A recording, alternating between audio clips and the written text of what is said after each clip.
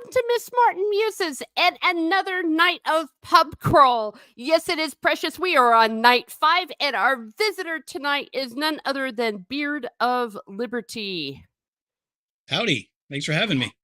Thanks for coming. I think this is awesome. I always love talking with new people. Now, I met you way back in the day on Jacob Ironside's channel where we were talking about Last of the Mohicans or Close Encounters or all of the above. I Might have been Last really of the Mohicans, Yeah, maybe. that's a great movie, great fun. And speaking of Yeah, Jacob Ironside, look who's here. It is none other than Jacob Ironside. Hello, and Beard, and saying howdy, Jacob. Howdy. Thank you for being here. Now, tonight, the pub that we decided to be meeting in is none other than all the way in Ireland, the Mutton Lane Inn.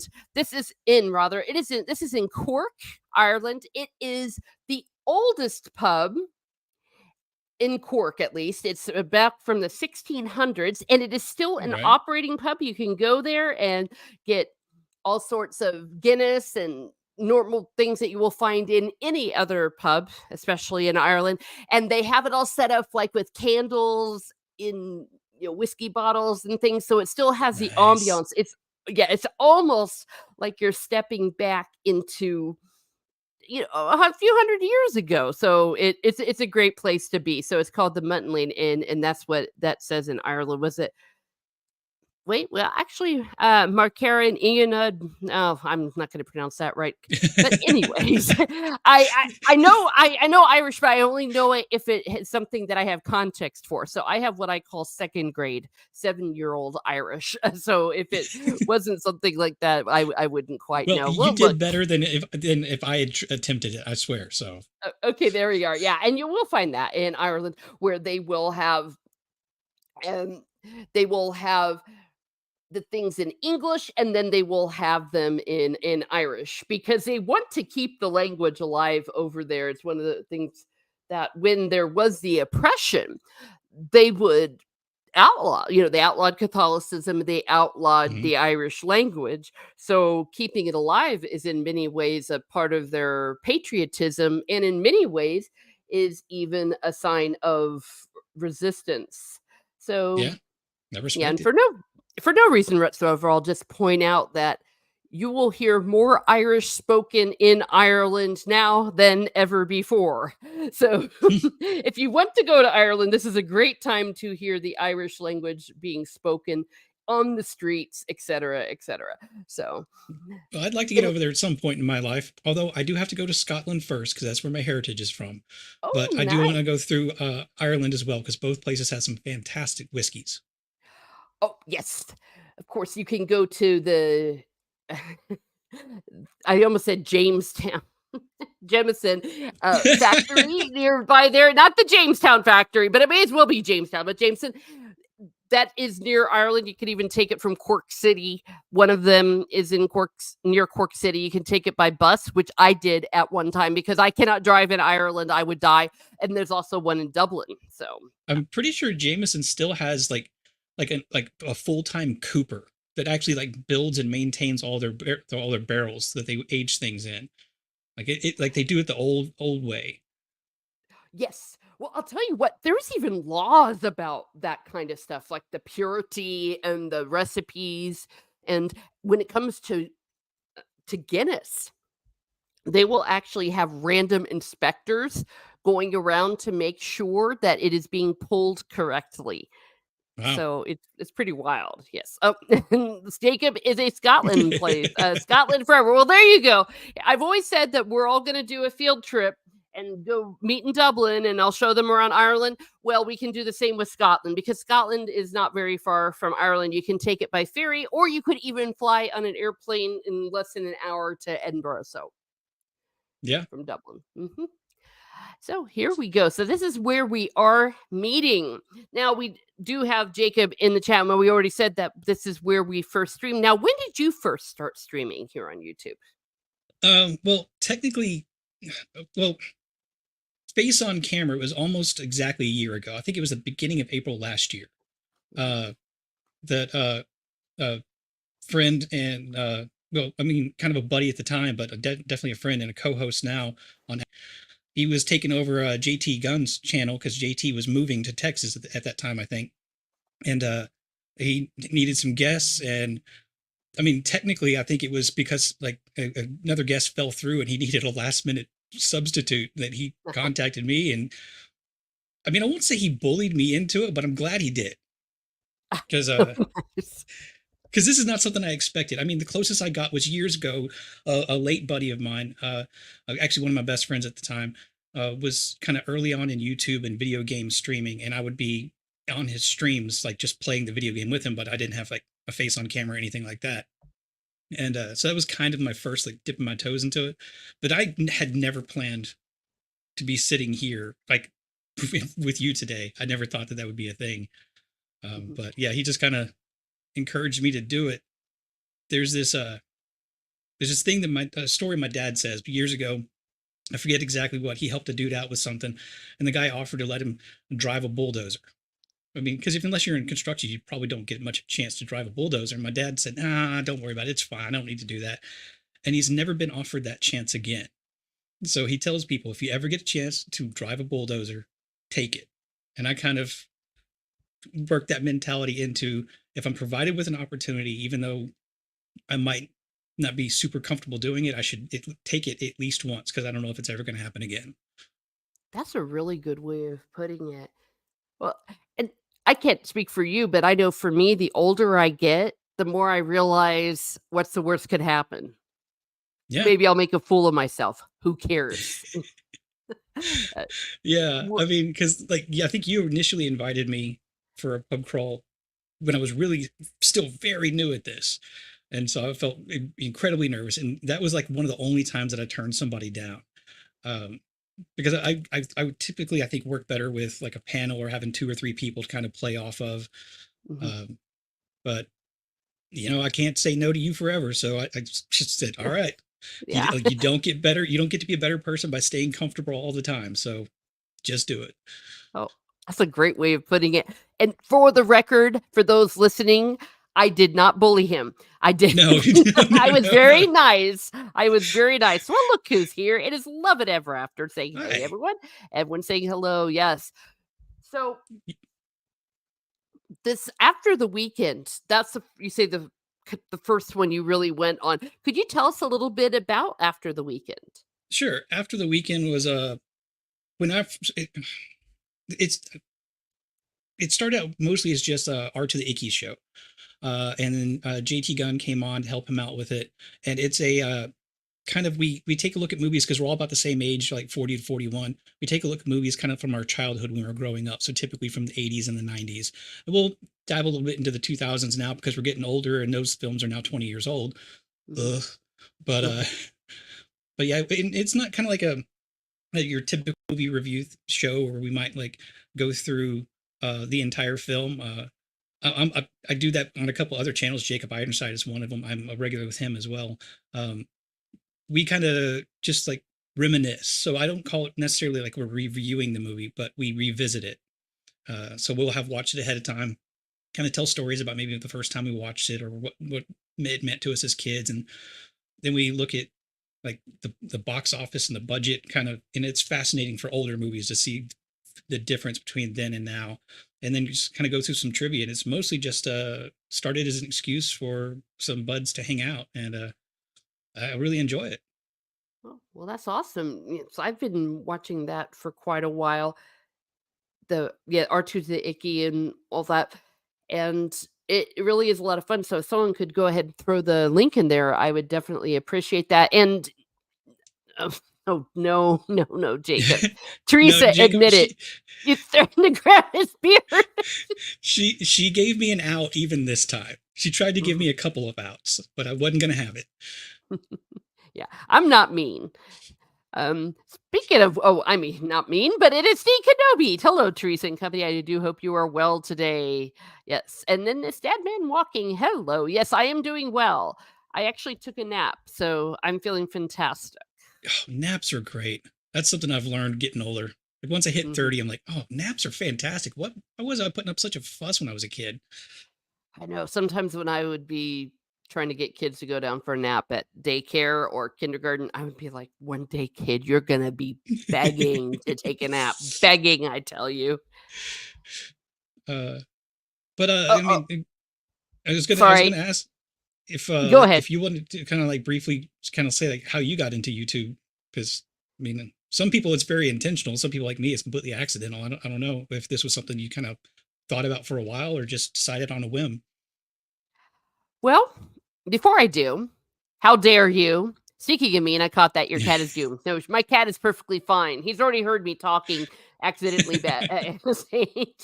Thank you, Timon. Yes, and thank you, Jacob. Well, I got into it because I was watching all of the YouTubers after the Last Jedi fiasco. I was needing some validation for my rage, and then I just decided, what the hell, I'll just go ahead and start doing random live streams. I probably had about 10 subs or so, and gradually just started being invited on different streams. And then the pandemic happened and it really took off because Yeah, yeah, that was all we had to do. So I did a stream every day, which I called the Corona Diaries, which was just chronicling it all and started inviting different people. And that's how I got to know a lot of people. And the rest, as we say, is history. I've been doing it ever since, not as regularly as I would like. So, my growth was kind of in spurts and stops, but it now is in a very nice place. And I just enjoy doing it. So I'm going to keep it up. nice. Yeah, I was it kind of weird to you like when you first started like getting random message of people like just like, hey, you want to come over here and talk about this, and you're like, why are you asking me? Because that's how I was. Like even today I'm still like, I'll get a random message from somebody that saw me that was just in chat, and hey, would you like to come on and talk about this? I'm like, sure. I don't know who Yeah. you are, but let's do it. Well, it wasn't too odd. I had on a different format a presence on social media for, it was something called Once Upon a Fan, which was a fan site for the Once Upon a Time TV show, which was really huge. I was the editor in chief of that and co-owner. So I was used to that, but I was Mhm. also used in that process to vet. So advice to the wise, I think that you're an awesome person for doing that, but I always Well, I double mean, check I to will at make sure. least, if I don't actually do not know them, I'll tell them I'll check out Mhm. your content and I'll go watch a couple of videos or something like that. Yeah. And especially if I see that, like if it's a live stream and there's chat replay and I see people that I know, like maybe Jacob's in the chat, then that automatically bumps that person up in my eyes and certain credibility because I trust Jacob. I Mhm. trust JT and R2 and certain other people. So when I see them in the chat and them supporting this, like a new person that I don't know, then it kind of gives them a little bit more credibility in my eyes. That's a very good point. I do that as well, and sometimes just get recommendations from people. It's like, Mhm. "Hey, this person is pretty decent." Yeah, so, it wasn't really too much of a shock to be invited for that reason, but Yeah, I I don't don't know. know. Maybe I'll get over it eventually, but still, it's just kind of weird to me. Like today, I'm Mhm. doing this, and then I got another stream afterwards, Mhm. and then I got another stream I picked up on Sunday. Another guy that reached out that I still have to work with to try to schedule something. I've got usually I'm on Jacob's shows every week, although this past week and the next week I got to skip out because I had a scheduling conflict because I'm not smart and I didn't put it in a calendar. Uh-oh. People, if you get into this, put your things in a calendar. It's Yes. easy to get mixed up. Yeah. That's a very good point. I actually put it with all my other engagements, and I have little stickers. Mm, I don't know if uh, guys do little stickers, but if you're a girl and a girly girl, you can color code them and everything. like I still sometimes keep like a little notebook around or write stuff Mhm. down in. But Yeah. here's the thing: is I enjoy writing it down. I like that tactile thing, and it does make Mhm. help me remember it. The act of writing, but then I never look at it again. So it doesn't help if ultimately in the end. So I have to put everything in like my phone and set alarms. Like every time I have a stream, I have 3 alarms: 2 hours before, 1 hour before, and 15 minutes before. Oh, that's a good And point. Yeah. I've got like that way if I'm out doing something and I've forgotten, I still have time to get back home to try to be on time. That's a really good point. Now, I do usually put an alarm about 30 minutes before, but that's even better, especially if you do forget, so that way you can keep track. Yeah, and I Oh, know myself. I'm very known for seeing an alarm go off. Go, I'll do that later, and just totally silence it and not mhm. set it to go off again later. Then I'll get busy Ah, doing something and completely forget that I was, due over there with somebody to do something or whatever. yeah. Oh my gosh, yeah. Well, that's a note to self. And who knows, maybe I'll talk you into little cute little stickers. That I don't know if that's unmasculine though. I just like don't know. And by the way, Jacob Ironside is saying thank you. So there we are. Yes. Yeah, I don't Jacob. know. Good people. Stickers might work, but considering I have a couple of things stuck on my desk that are reminders for like a jury duty coming up, and I Ugh. still forget to look at it every day. I looked at it today. Go, oh, that's next week. Oh crap. Uh, so Oh, having stuff stuck around me just doesn't work. Because much like the Notebook, I just tune it out. I yeah. don't know why. Well, no, it's a thing. Well, I see in the background you have an Xbox Live. Do you like to play? Obviously, you like to play Xbox. I did. I've moved more to PC games. I actually got that when I worked at GameStop in the I guess it was early 2000s. Hmm. They were taking that out of the store and we're going to toss it. So I just took it home. It's probably a fire hazard now. That thing is disgusting and the color's cracking on it. But Oh, as long as it cool. doesn't kill me in my sleep, I'm fine with it. Oh, okay. See, Xbox is something that I actually got into also during the pandemic. Hmm. I played Skyrim. Steve Kenobi, he suggested. I said, "What kind of game should I get?" And he goes, "I think you'd like Skyrim." 4 years later, I'm still playing. I played the hell out of that game. I Um, I I 100% all the achievements on the original Xbox 360 release. I 100% all the achievements legitimately without mods or anything on the PC release. Then I 100% all the achievements, no mods or anything for the PC special edition release. I have yes. thousands of hours in that game and I've modded it to hell and I love it. It's like a big sandbox that you can just there's a like there is a game in there that's intended, but there's still enough room for you to mess around and put things in and change stuff around to completely make it something different. Yeah. Oh my gosh, what's your favorite mod? Oh, I what is it? Oh, I can't remember the name of it right now because I've had most of my main mods installed for so long and haven't changed them. But there's a couple of different perk overhauls and race ability overhauls in the game that really Mhm. kind of make it a little bit more akin to what the game used to be, a little bit more harder core role playing where you have to make choices and because certain benefits have certain negative sides too. Mm, Um, and really, I just kind of like making the game more difficult because I've played it so much. And any other side quest mod, because there's some really top tier ones out there.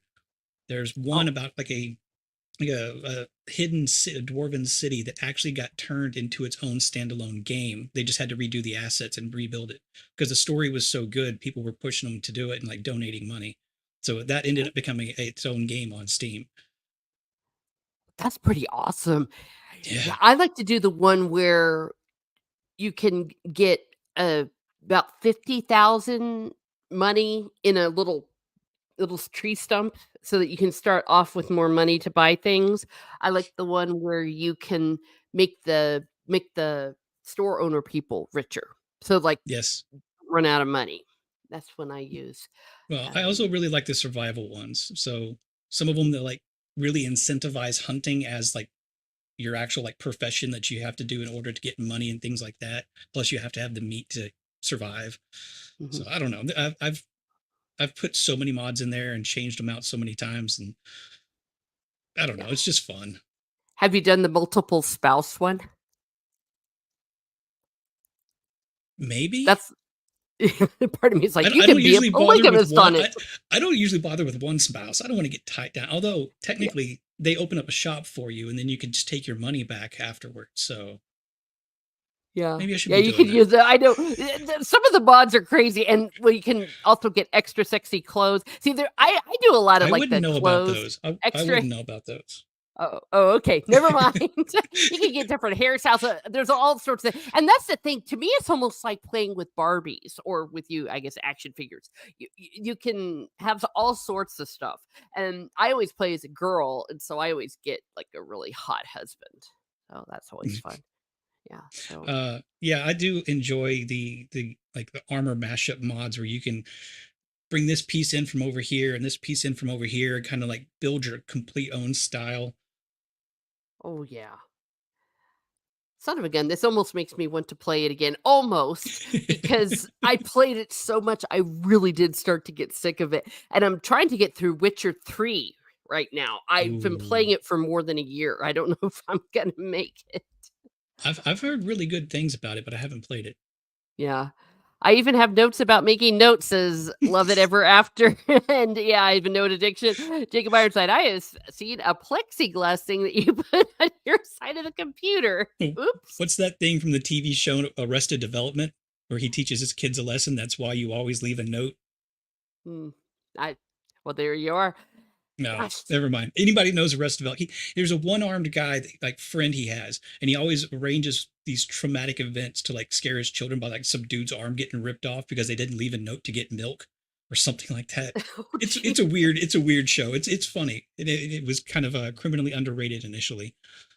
Yeah, well, maybe that's something I need to watch because 'cause I'm always looking for new things 'cause new TV shows or new entertainment is few and far between, though I think it is getting better. We are getting better movies, we are getting better TV shows, but I've found that I've enjoyed looking back and going backwards to some Oh of yeah, the older shows in the '90s that I never got around to watching or some even in the '80s. I've lately started getting into watching the guy movies that I never watched in the '80s, like, I just watched Predators for the first time this last nice. weekend. Yeah. So Yeah, modern TV and film, it's always a gamble because they mhm, know what to show you to make you want to watch it, and then you get invested in it. Because every TV show will front load their series, especially yeah, their first series. They'll front load all the good stuff, the action, the drama, and things like that. That's going to get you hooked, and then the story sometimes just falls apart for one reason or another. Um, but yeah, I do find myself going back and revisiting a lot of older things, especially movies, because I review old movies on one channel, review really old movies on Jacob's channel, and occasionally movies with Roman of the Empire. But I'm also the guy that everybody knows is the guy who never watched any movies when he was a kid. mhm. So like there are classics that I've not seen. I only recently saw Ferris Bueller for the first time. People were Oh giving my me a god. lot of crap about that. Oh. Well, please at least tell me you've seen Jaws. Yes. Oh, I don't know if okay. I don't know if I've actually ever sat down and watched the entire thing in one sitting because I would always catch it on TV. Mhm. But yes, I have seen the entirety of it. Oh, okay. Well, yeah, because I can forgive you missing Ferris Bueller. It's a silly movie, but it was fun. I was a teenager when it came out and related to it a little too much, except, of course, I was never the kid that skipped.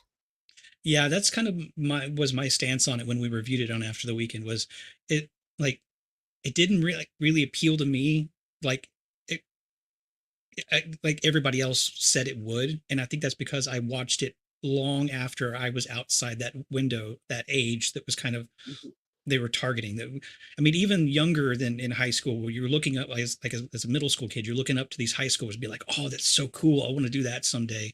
And I didn't ever view that film in that kind of mindset. So I see its value. I just didn't like it as much as I think everybody else thought I would. yeah. Well, there's a nostalgia thing for it nowadays Yeah. as well. Then I get that Well with certain things like uh the Star Wars prequels because I revisited that with Gord King yesterday, and it's not a good movie, but I'll still defend it because the nostalgia it's hitting me in the right spot, and I don't care. I know it is. I know it's not my brain working; it's my heart working, but I don't care. yeah. Well, objectively speaking, The Phantom Menace especially is very uneven, but when Yes, it is good, it is good.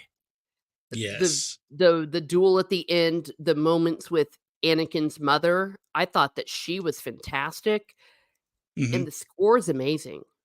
It's an oh, amazing absolutely. score. I had One of that the CD, and I probably still have it around here somewhere, and mhm, I would loop that thing constantly. That's all I would listen to like all day. mhm.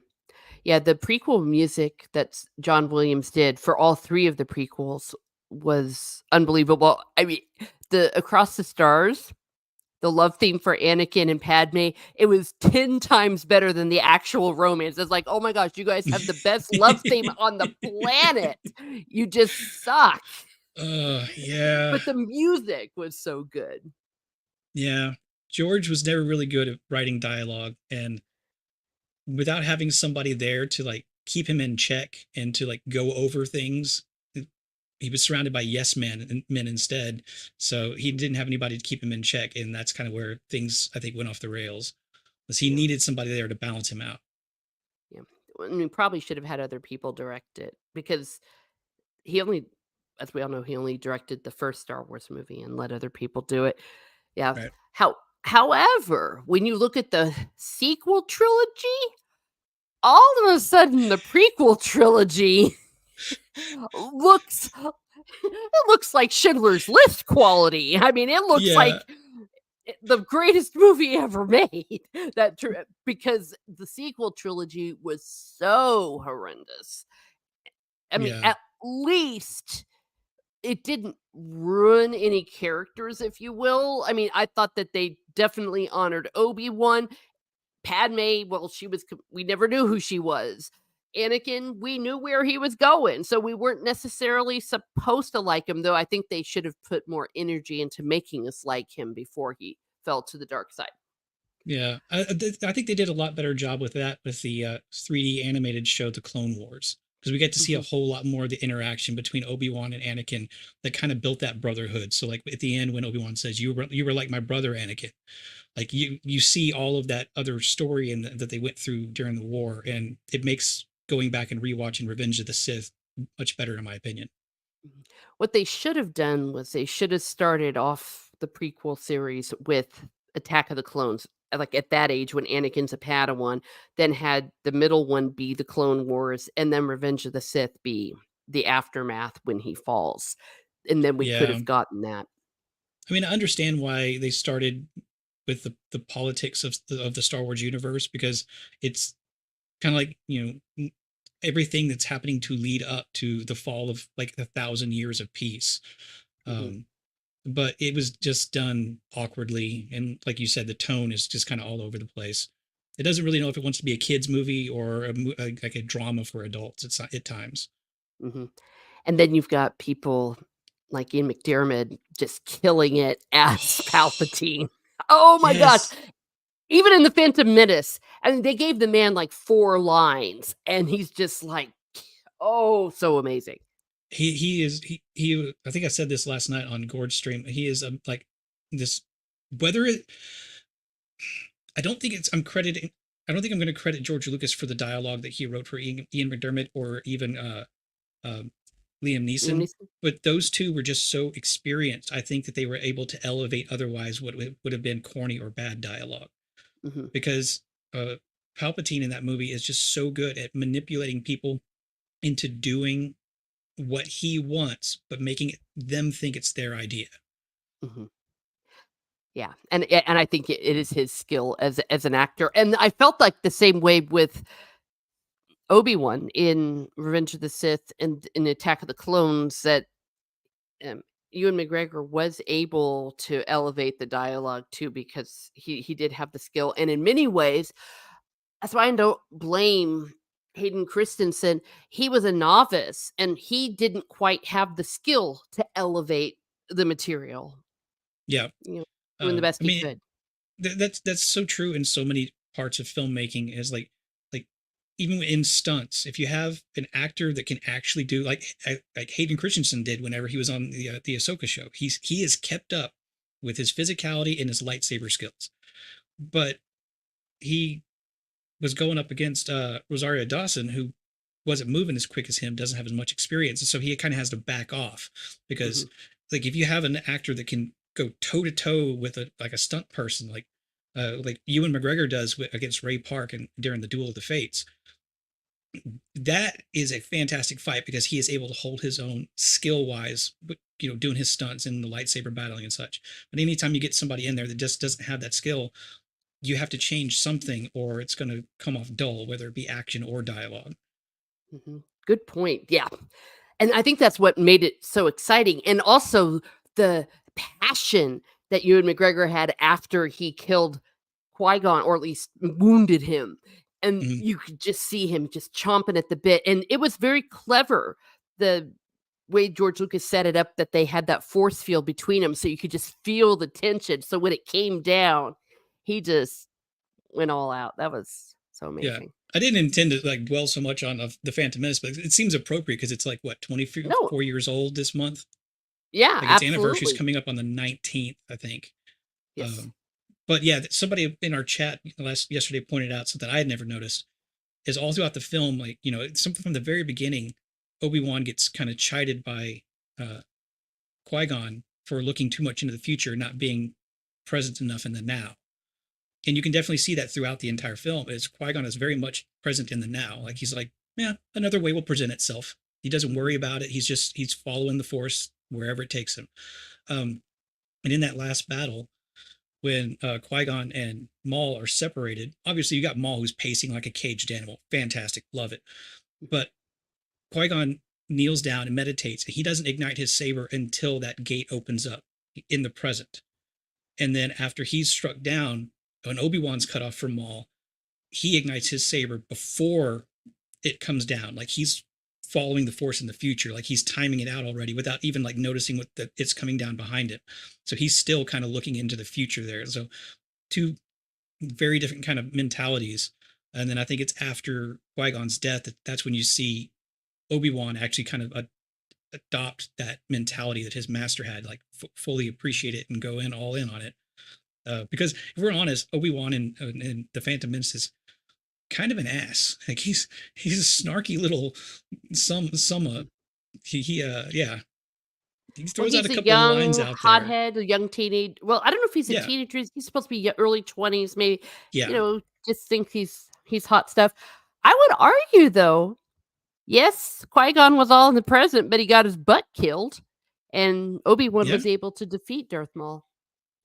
You kind of wonder if he had been a little bit more mindful of the future whenever Anakin says something at the dinner table, nobody can kill a Jedi. And Qui-Gon's answer is just simply, I wish that were so. Mhm.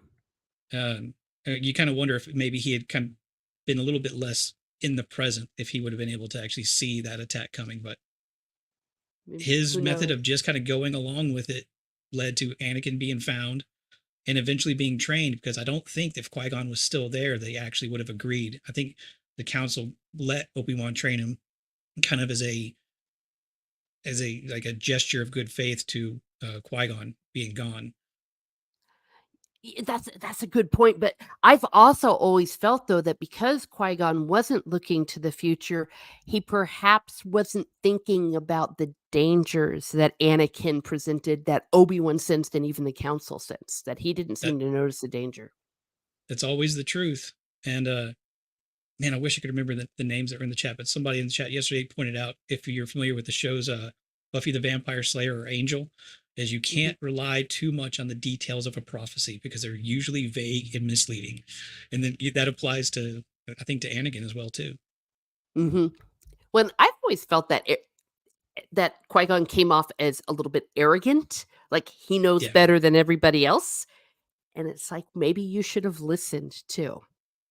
Yeah. I mean, there's an argument back and forth there too, because it's also a period of time where the Jedi have become complacent and they're actually being manipulated by a Sith Lord that they don't even recognize, because he's so powerful at manipulating the Force. He can hide himself while also potentially influencing what they're seeing about the future, and maybe even some information that they may have gleaned from the prophecy or something like that. So, yeah, there can be a back and forth there, and I don't know the answer to it. I just know that, yeah, Qui Gon was definitely a thorn in their side, and you could tell he had been for a while. Yeah. And who knows, maybe I need to be a little nicer to Qui-Gon because it was a interpretation of Liam Neeson, especially when he Mhm. said, like, "I will do what I must," and all that. So that could have been also his way of showing it, and maybe my personal bias because we were talking about the '90s. I don't know how religious you are, but the '90s, a lot of the clergy were children of the '60s and '70s and raised up in that. And they were, oh, just so Oh, you just need to quit being so rigid. Oh, you just need to start loving and quit being so judgmental and just so self-righteous. That could also be why Qui-Gon rubbed me the wrong way. It's just like, no. It's possible. Yeah. It's like, "No, don't you pull that. I'm more in touch with love and spirituality than you." Yeah, I hadn't thought about it in that context, but I could definitely see that being a kind of getting under your like getting under your fingernails, just like just Yeah, just that smugness, and he just came off as so smug, and the way that when they told him he couldn't train Anakin, he was like, "What?" It's like he almost couldn't believe that they weren't seeing what he was seeing. yeah, But let's be fair, maybe both were right. Maybe both were right. Qui-Gon was right, and what they were seeing was the dark side, that they were foreseeing the part of the prophecy that to fulfill it, he had to become Darth Vader and murder everybody, so they were recoiling from it.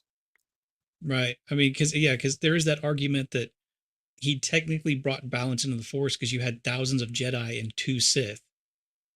Oh. Now, but then there's also the argument that there is not actually a light side of the Force. There is the Force and the dark side, so the balance is just the Force. But I mean, we could go down the Star Wars trail Oh, for hours. I yeah. did that yesterday with Gord King. He usually goes for like 2 hours, and we went for nearly four. Oh my gosh, that's amazing. Well, and, I've gotten a little bit rebuked, and frankly, it was when I was talking with that Star Wars girl on Nina's channel. 'Cause I was like, "Qui-Gon was wrong about Anakin." She's like, "No, he was right." And I'm like, "But he brought this bad stuff." It's like, "But he was still right about Anakin." See, I was always a little bit, "No, he was wrong about Anakin. Anakin was bad. Anakin was dangerous." Yeah, that's a difficult one because I think that he was right, but not cautious enough. And Mhm, I don't think that once the Jedi Council allowed him to be trained, the smart thing would have been to go back and rescue his mother and take that fear of like what's going to happen to her away from him. mhm. Then that's easier to deal with the attachment later on, which in the extended universe in the books, like Luke realizes that attachment is not necessarily a bad thing. It may be a weakness because like people can use your loved ones against you, but it's not necessarily a bad thing like the early Jedi Council was teaching. Um, Yeah, but yeah, I think he was right, but not cautious enough. yeah. Which is why in a perfect world, they should have all balanced each other out. Like, he should have listened to their caution, and maybe they Mhm. could have listened more to him. Trinity Jedi, the master, the student, and the Force. So, well, we had that too. And that the reason why the council was there was to be a little bit objective too, because let's just say that Qui-Gon wasn't right. I'm sure there were loads of Jedi that thought out there, well, I know what's best. That you can slip into pride very easily. And Anakin felt that way because Mhm. Anakin was like, oh, they're holding me back. And bleh. So, Throwing his tantrum. I should be on yeah. the council. Yeah. Boo hoo. It's like, get a little bit of humility, pal. But oh my I goodness mean, at least gracious. his tantrums weren't nearly as over the top as uh what's his face is from the later movies. I've blocked so much of that out. I can't Luke? even think of names. No, the Oh, sequels. The Kylo Ren. Ugh. yes, yeah, Ugh. What a waste of a great actor, Adam Driver. Ugh. yeah. There's There was so a many good lot of actors. waste there. Oh, and a lot of waste of And money to be certain. What I've always wondered though, what if Qui-Gon was right but wrong, and the council was right but also wrong. And maybe that Anakin should not have become a Jedi, but they could have kept their eye on him. Like, did he that's have to interesting. become a Jedi? Like you said, then they could say, "Hey, you know what? First of all, this doofus went ahead and freed the kid without even asking anybody, and he left the mother back there. It's like, let's go get the mother. Let this boy live with his mother and see, and then we'll discern in a few more years." Well, even then, once the Sith were revealed, I think they decided they had to train him so that he couldn't fall into the hands of the Sith because they know they got rid of one, but there's always two. Mhm. So they know there's at least one more out there, and I think they probably part of the decision, uh, which I guess I hadn't really thought about this. previously, would be to bring him into their fold so they can at least keep him out of the hands of the enemy. Mm, Like, because you can tell Yoda's still uncertain whenever he gives Obi-Wan permission to train him. But I think probably knowing that there is an evil out there that is apparently so strong or so secretive they can't detect it, they just probably wanted to keep, because they've already recognized his potential for force power in Anakin. So if you've got that, it's that gets down to kind of like real world, like who should have nukes kind of thing. It's like you have this massive power. Do you want to just hoard it, or so you can keep it out of the hands of your enemy? I mean, because if you no, look at it in Star Wars, Anakin is basically a nuke just with the Force. that's a good point. Well, they should have allowed the mother. Well, that was one of the things about them because a lot of people made comparisons, say, for example, to like monks and things, especially with the kind of the celibacy thing. But even back in the old days, you could still see your family. Like they wouldn't cut you off from your family. Even if you were a nun behind a wall, you still visited your mother, your father, your sisters, your brothers, your nieces, your nephews. Yeah, So this whole idea of completely cutting off people from those that they love, it was a recipe for disaster. yeah, it really was. And I mean, and I don't mind that as being kind of the foundation for the films that we get later on, because I Mhm, mean, the Jedi have to fall, and they have to. They're not perfect. They're not these gods that some people kind of see them as. mhm. Yeah. Well, and the EU did it perfectly. The sequels, well, they don't exist in my mind. The EU are the sequels to the Star Wars trilogy, as far as I'm concerned, because I think that they did it so well. And what happened with Luke coming to discover all these certain things about the new Jedi Order and his perfect partner, Mara Jade, all just so beautiful. Mara Jade. Love her. Yeah, Or do you she's love her? amazing. Oh, Oh okay, yeah, good. That's the right answer. yeah. I mean, I'm pretty sure I still have the Jedi Knight game Mysteries of the Sith installed on my computer someplace, where you Nice. play as Mara Jade. Yeah. I remember when she first burst on the scene in Heir to the Empire, just loved her to death when it came out in '91, and when they got together in the Hand of Thrawn duology, it was just so exciting. Uh, Yeah, I loved reading all those books.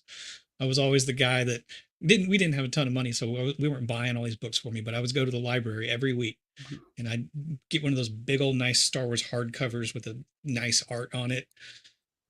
Mm, yeah, it's good those are days. great memories. Well, wow. Well, no, I'm glad we went down this rabbit hole because it is appropriate. We do have the anniversary of the Phantom Menace coming up, and it's important for us to remember.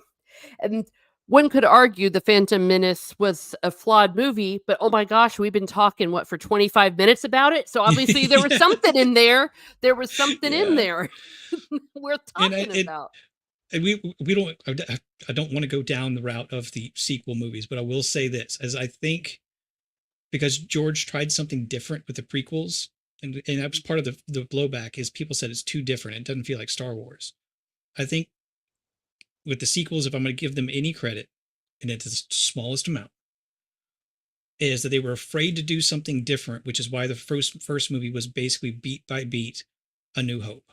Oh yeah, that. And then people said, we hate this because it is exactly the same movie we already had. And then that's when they brought in the other dude who basically threw everything out the window and made something really different, even though it still had certain beats that were similar to Empire. And then people saw that and said, this is stupid. It's too different. And then that's when they brought back JJ to try to salvage everything. But by that point, they had written themselves into such a disaster of a corner. There was never going to be a way out of it. But that is the only like little bit of credit I can give. It's like, I think that's probably their initial thought process when they made that first movie. Mm. And that's probably only the thought process. But of course, Ryan Johnson, he ruined everything. We didn't Yeah. just because we wanted something new, maybe even a little bit darker or more mature, didn't mean that you crap all over Luke Skywalker and make a Yeah. nonsensical plot. Yeah. Mm. I'm gonna have But to like then, go. I'm gonna have to go watch the whole like original trilogy again after this to make sure I could like flush all this sequel trilogy stuff out of my brain. oh gosh, yeah. I luckily have reached a point where I've been able just to wipe it out of my head. And Mm, I don't know if you follow any of the Lord of the Rings, Rings of Power stuff going on, but I was really afraid that if I watched it, it would ruin my memories of the real Lord of the Rings. But it was so horrendous and so different and so not Tolkien. It really was possible for me to completely separate the 2. yeah, I understand that. I mean, that's one of the reasons I didn't watch the Ender's Game movie back in the day Mhm, because I love the Ender's Game books.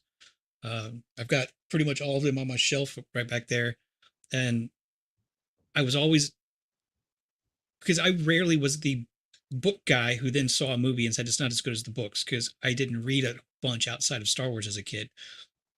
But this one, I was like, I'm going to be that book guy. I'm going to be that guy in a theater that hates this while everybody else is enjoying it. And I don't want to ruin their fun. So I'm just mhm. never going to see it. Oh And I my. haven't.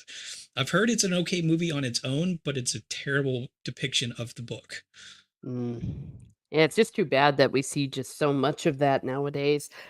Well, in the past, I think they would have bad adaptations. I remember, Yeah, it's always like, difficult to adapt a book just simply because of the amount of content that is in it to try to fit into a 1.5 hour to 2 hour film. I mean, if you're going to just go ahead and do a 3 to 4 hour film, you might as well just turn it into a mini series. Um, mm, yeah, precisely. Or you had a situation. My first experience of this was Little House in the Prairie, the TV show, which was not at all like the real books, except for the names. But they made it go on for 15 years or something, adding material, but it was not at all like it. And these were supposed to be real people too, so that was just a little bit crazy, yeah, but I mean, I can see there still being value when, especially if something finds its own voice and kind of separates itself from its original material. It kind of mhm, becomes its own entity. And I would say, like Little House on the Prairie is probably like that. Or let's even go a little bit more modern, but you know, different tone totally. But the TV show The Office, it became a totally different show from the British show once it got into season mhm, 2 and started finding its own footing. And now, so I look at those two things not as the American version being an adaptation of the European version, but two totally separate things. mhm, And if you can write a story either for TV or movie that can establish itself on its own feet, then I think it's easier to like it, even if it doesn't totally stick with the books. Like certain things in the Peter Jackson Lord of the Rings films, there are certain things in there that are in the book that book purists hate about the films. mhm, But I think the films stand enough on their own that it is totally I'm capable of appreciating both the book and the movie as separate things. yeah. Well, the quality of it was there, and to come to think about it, the Little House on the Prairie, the quality was there, but if the quality is not there, that's Mhm. where I think that the hatred goes up to 11. It's like we already were cranky that it was different, and then it sucked. Yeah. That's unforgivable. So not only is it different, but they're also giving you like all the middle fingers at the same time by making it look like they didn't care to put enough money into it. Mhm. Or energy or correct writers or directors, Yeah. etcetera. Did you watch the new Fallout show? Yes. What are Um, your thoughts? I actually really enjoyed it. It is flawed. Mhm, People have made arguments about it, and I totally understand the arguments. I think it did well enough standing on its own without having to know the source material, which I think is key. Anytime you're switching media genres, like from games to TV or from books to film, you you need to be able to watch that on its own without having to know all of the everything that came before it. Now, if mhm, you know everything that came before it, it should also enrich the story for the so that people who know everything that came before feel like there's value there. Like, um, but yeah, overall, I think it was pretty good. It made some interesting choices. The Maximus character, I'm still torn. A lot of people are saying he's a terrible actor. I think he's a good actor that had terrible direction. I think they wanted a specific type of personality out of him that maybe fell out of his typical acting range. So it was either a combination between those two or it was all in the directing, in my opinion. But he was definitely the weakest part of the show. mm. That's interesting. I called him Finn because I think that the premise behind him was very similar, Yeah, to well, I that. mean, Finn definitely was intended to have more, and then they just screwed him over. Yeah. Um, I think it was was it, I think his name's Angry Badger. I was on a stream over with on Words of Paradise, yeah, with Leon, and he started pointing out that if you look at Finn like from the video games, like a idiot savant luck build, then Hmm. it makes a lot more sense. Like he's a idealist. He's very kind of dogmatic and follows the every rule for the like the brotherhood faith, for lack of a better word, because they're definitely much more kind of churchy in this depiction.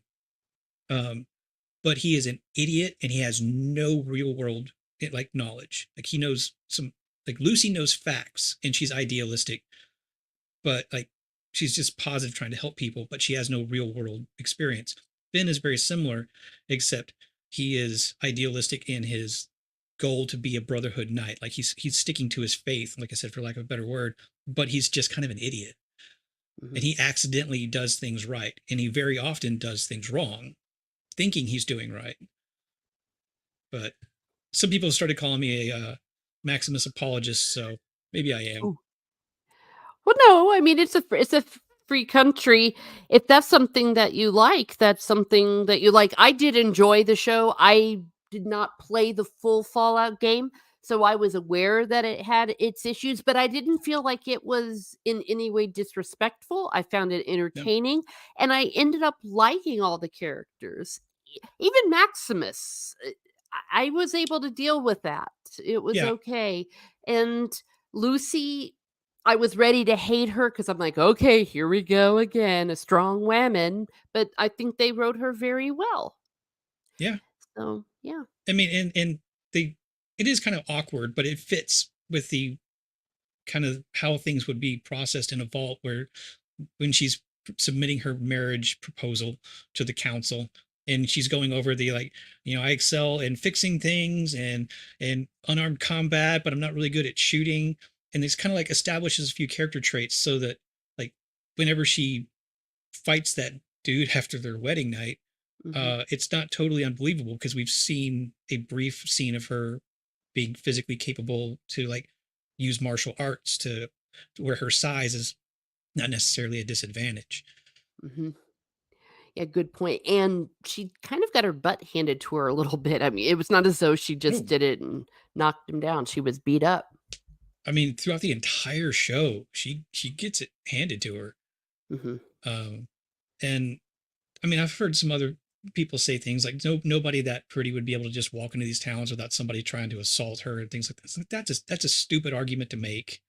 Hmm. Um, I mean, yeah, but this is also based on a video game series where we never developed like microchips and things like that, and just we have nuclear cars that drive around. So there's a lot more suspension of disbelief that has to go into the Fallout universe than a lot of other movies.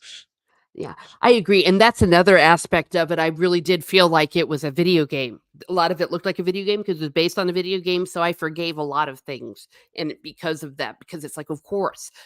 And some people were talking about the member berries. It's like, yes, because it's based on the video game.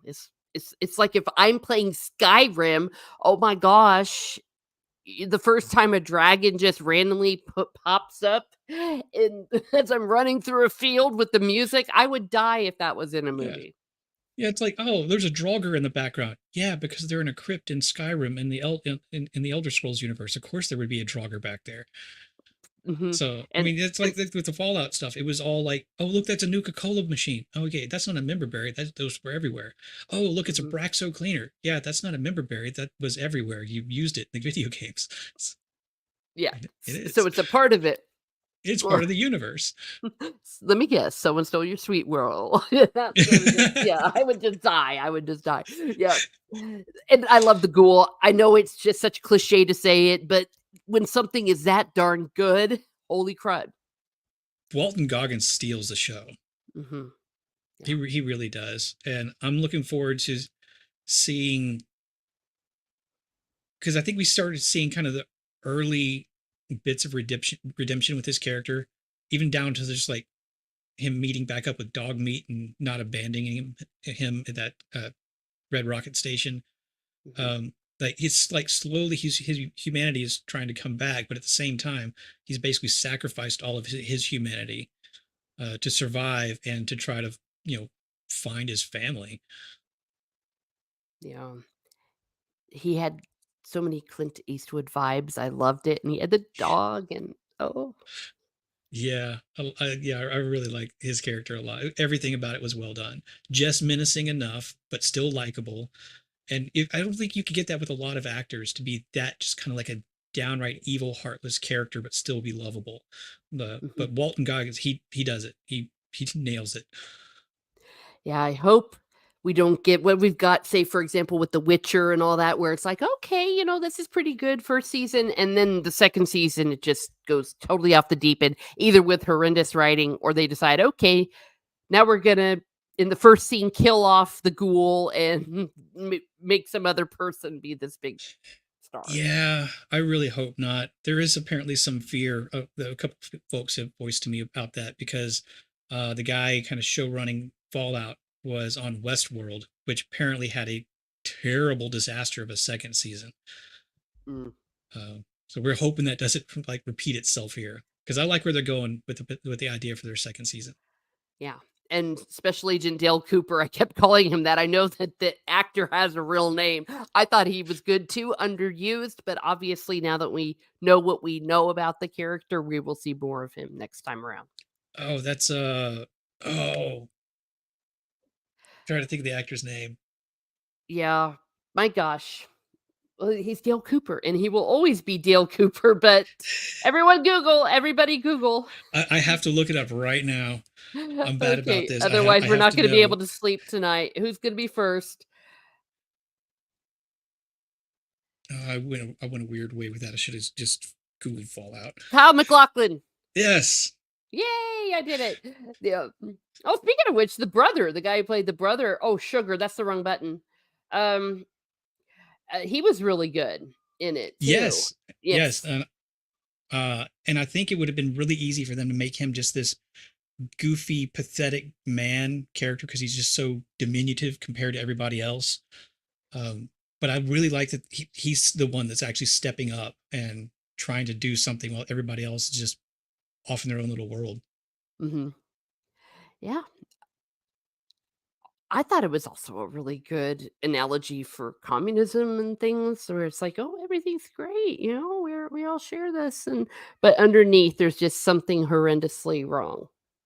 Yeah, that's that's something some people who aren't familiar with the games called out as being like, oh, they're putting politics in this again. No, that's always been part of the Fallout universe because it was very based on like the 1950s like America idealism contrasted with communist like fear propaganda and things like that.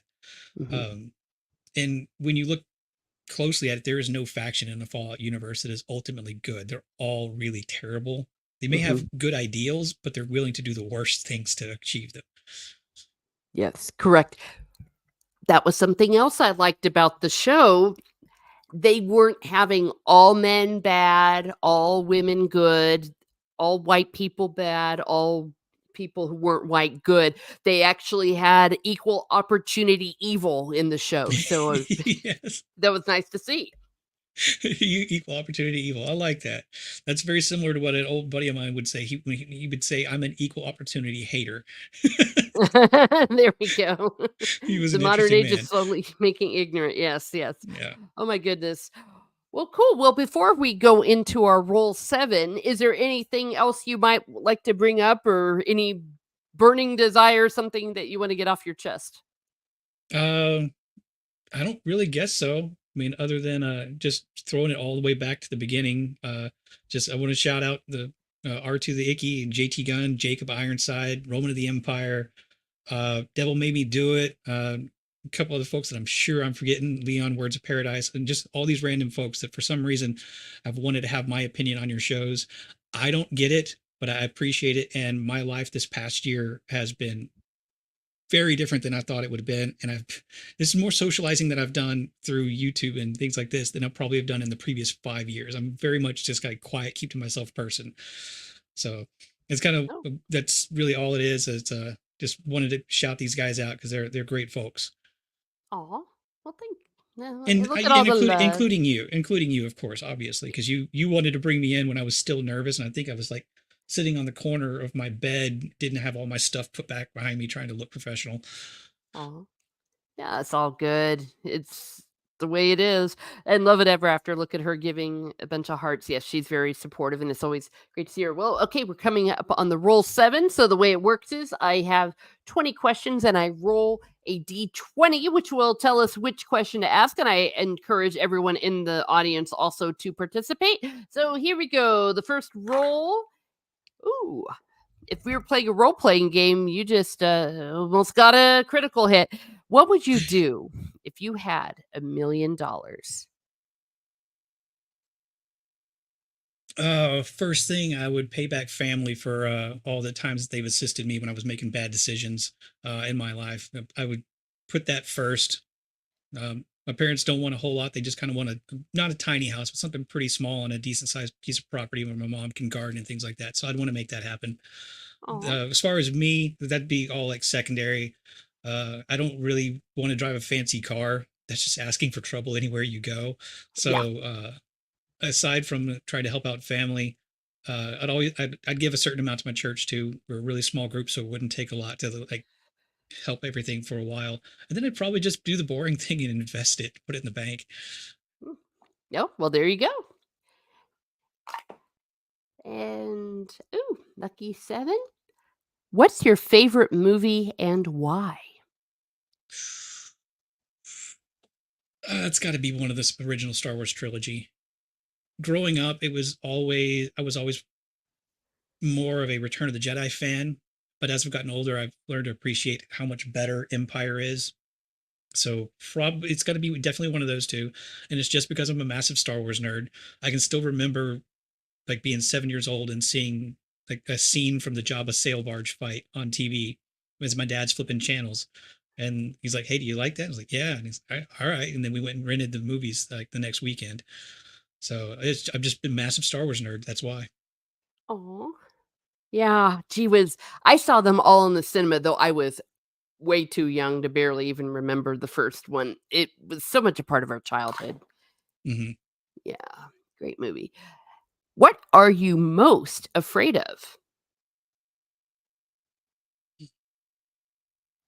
Oh, okay. Practical fears. I'm mildly claustrophobic. I don't have a Ooh, ton of fears about anything else like that. Um, but I mean, more kind of outside that, like bigger thinking, is just not leaving a mark on this world. And that's not like ego. It's like I want to leave a mark for like family and friends. Like that's what I want to be my mark, is something that I've done that has like enriched their lives or tried to help them out. Um, but in general, there's not much that I think I actually fear, but you never know until you actually have to face it. So I might have to update you some point down the line. okay, cool. Me, it's spiders. No, thank you. Oof. Oops. Get a lottery ticket. You got it twice. Tell me something on your bucket list. Travel to Scotland, go to the Lagavulin distillery. Yeah. Nice. Yeah. Get myself some fresh out of the still peated scotch. Oof. I guess fresh out of the barrel peated scotch. Yeah. Yeah. Oh, that would be cool. It would taste better. Anything would taste better in Scotland, just like Guinness tastes better in Ireland. Yeah. Especially because the Lagavulin distillery is on the island of Isla. And so it's basically right there on at the edge of the sea. So you're tasting that like briny, salty whiskey, and you get that salt air blowing in your face. Mm. Ooh. Gosh darn it, this almost makes me wanna go visit. Oh my gosh. And you're just so cold because it's so cold and Yeah. wet and rainy, but you'd love it anyways. Yeah. It's somehow miserable and amazing at the same time. I don't know. It just Yeah, works. sweet. What's your favorite ridiculous excuse when you're late? Oh, do I have ridiculous excuses?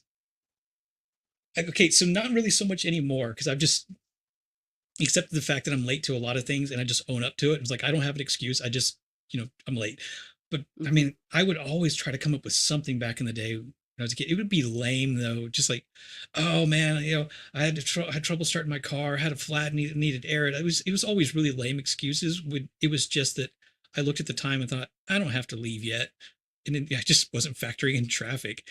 I don't know if No. it ever really came up with anything really ridiculous. It was always just mundane and lame. Well, okay. Usually it's I caught a lot of red lights. That's when every red light, I caught every red light. Oh yeah, I think I tried that a couple times with one of my jobs, and that only flew over like once or twice. Mhm. Or the alarm didn't go off. Oh, actually, I guess I could technically say, and this is true because it's happened. My alarm went off. I turned it off, went back to sleep, started dreaming that I went to work, like mundane dreams, and then I get a call later on telling me that I'm not at work. But the entire time in my brain, I'm dreaming that I was there at work. That's wild. I've done that for work in church too. It's awkward with church because I'm the drummer. Ooh, I was about ready to make a church band drummer joke, but I won't. Actually, it's not the drummers that are the problem, it's the guitar players. Yeah, yeah. You also got to watch out for those pastor kids, which I am also Oh, one of those too. yeah.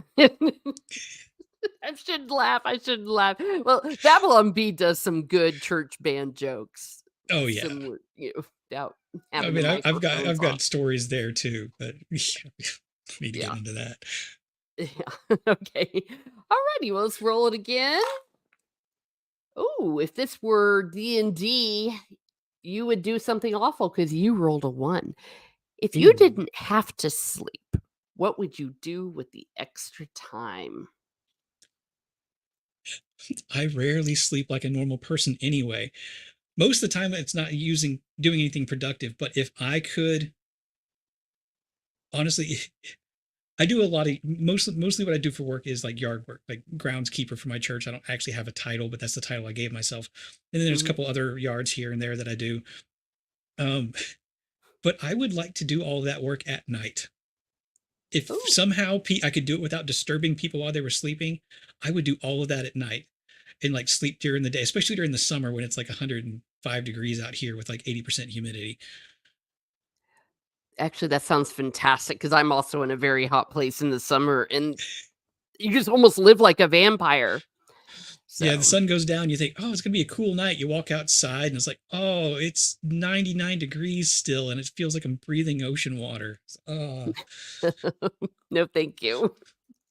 All right. And last but certainly not least, we have if you could have dinner with one famous person, living or dead, who would it be? Oh, um, off the cuff, I want to say Mitch Hedberg, the comedian. Uh, I feel like I should go a little bit more historical there, but no, Mitch Hedberg is just one of the funniest people alive, or was one of the funniest people alive before he passed. So yeah, Mitch Hedberg. Okay. Mitch Hedberg. And what would you say to him? I wouldn't want to say anything. I just want him to just talk. Oh wait, no, hang on. Now I'm torn between him and Norm Macdonald. Oh, cool. Oh, you know what? Mitch Hedberg has better one-liners, but Norm Macdonald would be that guy that would just tell you a story for 2 hours, and the punchline wouldn't hit until an hour and 59 minutes, and I would not be mad at him. So no, I'm changing my Norm Macdonald. I'm going there. I just want to sit down. We'll have dinner, and we'll kind of like we're doing here, except I expect him to go off into some weird story and then hit me with a punchline when I'm least expecting it. Yeah. And of course, he's a genius and would totally kill us all. Oh That's great in a good yes, way. yes. Oh my gosh. Well, that is freaking amazing. All right. Well, that is our end of our roll 7. So I want to thank you again for coming on. And this has been a fantastic conversation. I always love it. And I'm so glad that we got to stream again together. Yeah, Um, this was fun. My nerves were completely unfounded, as everybody told me. Sitting down with you, I think Jock Nerdy on X said you're going to feel totally comfortable. Don't worry. aw. R2 is like telling me, he and JT were saying like you're one of the easiest people to kind of sit down and talk with. So, but I'm always nervous whenever I'm like first timing on somebody else's stream. You never really know how the back and forth is going to go because you could have be two great people but just not mesh, and I don't like that. I don't like to, if I can't bring my A game, I don't like to show up at all. Oh, no, no, no. It's been great. And well, thank you. And I did see some of the compliments on the stream. So, rather X. So, thank you very much, everybody. So, tell us where we can find you. Let's see here. In a couple of hours, I'll be on with Devil Made Me Do It on his channel on YouTube, Beelzehub, for a special Second Amendment featured discussion. Hmm, And then let's see, Thursday, Friday, Sunday, I'll be on with Stark of Iron on YouTube for another Fallout discussion, this time focused on the vaults and throughout the different games and kind of the experiments that Vault Tech was conducting in those. And then, of course, every Monday you can find me on After the Weekend with JT and R2. We haven't 100% settled on a movie for this Monday. We've got a couple up in the air, and I haven't checked the Discord since we went live, so I don't know. They might have decided on something yet. But I also pop up random places. So if people want to follow me wherever I end up, best place is just on X at Beard of Liberty. If I know something, that's where I post it. okay, excellent. So, everyone, please go follow him and on Twitter and retweet him and all of that jazz. Now, you can find me here on Miss Martin Muses, where I talk about what makes me laugh, makes me cry, makes me happy, makes me sad, or just really ticks me off. Tomorrow night, we're going to have the Geeky Crochet back. We're going to talk about our geeky crochet projects and show all of that off. We have Catholic Explaining on Saturday night with Odin from Odin's Movie Blog. Also, my next House of the Dragon video will be dropping on Friday. So please stay tuned for that if you have been following along. Sunday night, it's going to be the anniversary for the Battle of Chancellorsville with Dad Man Walking. So please go ahead and hit that bell, like, share, and subscribe if you haven't already. I'm going to be putting here in the chat, boom, a link to Mara's channel, Jade Shadow. She doesn't have the link up yet, but she is going to be on in about an hour with Steve Kenobi talking about the good, the fun, and the weird. So please head on over there and maybe watch that. Tell her that I sent you. Thank you to the chat as well. I would be nothing without all of you. Thank you to Stephen Ransom. Wait, all cats will not be allowed in studio. Oh, are you talking about mine? Uh, I don't know. One of my cats was banging on the door through a lot of this because I wasn't letting him in.